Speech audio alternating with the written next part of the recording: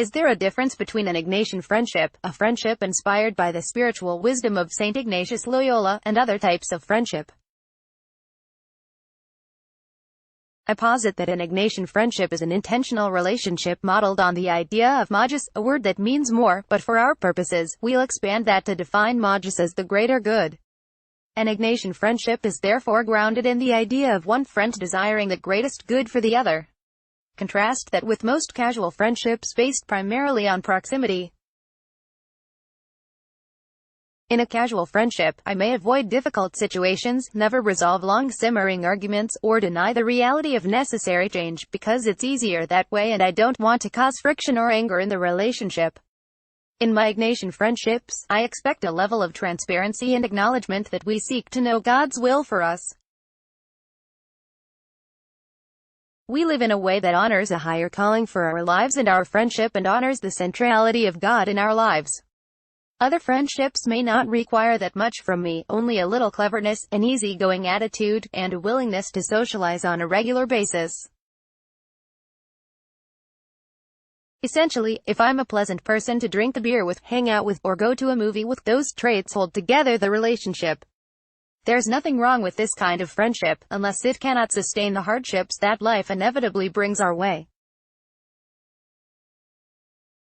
When times get tough, we might discover we are fair-weather friends rather than real friends. So when does a friendship grow from being a casual one to an Ignatian friendship? Almost by design, a friendship based on Ignatian spiritual wisdom truly kicks in when the hard times hit. I know a little something about this.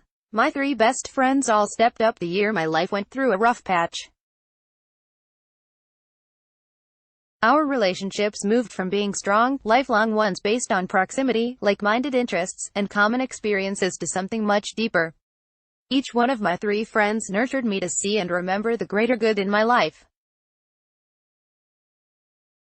They reminded me that I was good, I was loved, I had a purpose, and I was not alone. I feel blessed beyond words by their love. I also had a number of professional relationships, many of which transformed into Ignatian friendships during that difficult year. For instance, I had a friend from work who showed up for me during my worst days, reminding me that together we would get through the worst of anything. Also, an out-of-state author I worked with called me regularly, sent cards, and made sure I knew he was praying for me. In both of these instances, the friendships became Ignatian friendships. When we start to look for the magis in a relationship, the more that seeks the greater good for another and invites deeper caring, especially in the tough times, we are enjoying an Ignatian friendship.